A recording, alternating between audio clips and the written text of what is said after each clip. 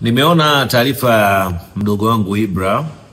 Binafsi juzi nimetoka kufurahishwa na nyimbo yake ya Copy and Paste ambayo kaimba kuwapa usia vijana kwamba kama unapumua utakiwa kukata tamaa, unatakiwa ukaze, upambane, uamke.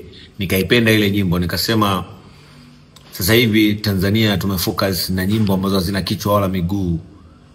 Unasikia nyimbo mtu yani za kurukaruka tu, mtu anarukaruka ueleweki, lakini dogo kaimba nyimbo yenye maadili ambayo inaelimisha. Lakini nimesikitika sana leo, nimeona anasikitika kwamba lebo yake inamdai bilioni 1 na nini na nini, anaomba Watanzania wamchangie. Mimi binafsi namsupport kwa kumchangia. Sisemi namchangia kiasi gani, lakini namsupport kwa kumchangia kama Watanzania wengine wanavyomchangia ambao wameguswa na wanapenda muziki wake, kwa sababu anaimba kwa ajili ya watu, anaimba kwa ajili ya watu wengine. Sio ameomba kujiondoa kwenye lebo, lakini lebo ilikuwa ikimlipia, maybe ikimnunulia gari, ikimlipia nyumba, ikimfanya record video na nini. Kwa hiyo wanadai chao. Mimi siwezi kudoubt kwenye hicho, kwa sababu muziki ni biashara, sio msaada. Ukiona mtu anafanya na wewe au anatoa pesa kwenye muziki wako, it means anawekeza. Sasa kitu chochote ambacho kinawekezwa kinahitaji baadaye kuja kulipwa. Kwa hiyo mimi simlaumu Konde Boy wala si doubt kwa nini dogo anadaiwa, lakini ningewashauri wa Tanzania, kama dogo anataka kuwa uhuru, anataka kufanya muziki wake kiuhuru, anahisi labda akiwa nje ya lebo atafanya vizuri zaidi alivyo ndani ya lebo, tumsupport, tumchangie chochote tulicho nacho.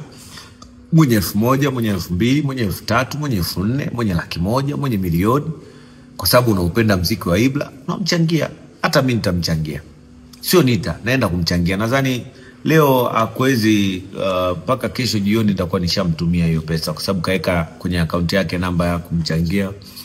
Binafsi napenda muziki wake na napenda sana hip hop. Nimeona mule ka rap kama kafanya trap hivi.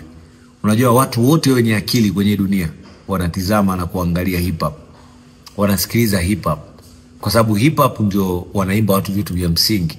Lakini hizi nyimbo zingine takataka hizi za kurukaruka, sio singeli, sio nini, uwezo kanikuta mimi nasikiliza nyimbo za takataka kama hizo. Kwa binafsi namchangia, na nawasa wa Tanzania wengine tumchangie.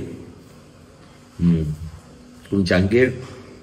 Kakiri kwamba toka azaliwa hajawahi kushika bilioni. Kwa hiyo ni challenge kubwa sana kwake. Kwa hiyo yeye peke yake hawezi kupata bilioni, lakini mimi nikitoa milioni, mwingine akitoa, tunaweza tukafikisha kiwango dogo akawa huru na maisha yake. Tusisubiri siku amekufa ndo tuanze kuchanga, dogo alikuwa anaimba sana. Kama anaomba msaada akiwa hai, tumsaidie, tumsupport. Hakuna haja ya kuweka chuki, hakuna haja ya kuweka utimu. Dogo anataka amalizane na lebo yake bila ugomvi wala bila kuwa na doubt yoyote. Anataka walipe ende na maisha yake. Tumsupport. Tumsupport, mimi namsupport. Binafsi. Karibuni mimi niko nakula chakula cha usiku. Unajua matajiri watu lagi sana. Na kitu pekee ambacho matajiri kinatupa raha ni kama hivi. Nakula mayai ya kienyeji hapa, juice fresh, pembeni kuna pesa. Na simu yangu iko muda wote mkononi mwangu. Ukiona unapiga simu sipokei, ndio kabisa nimekukataa.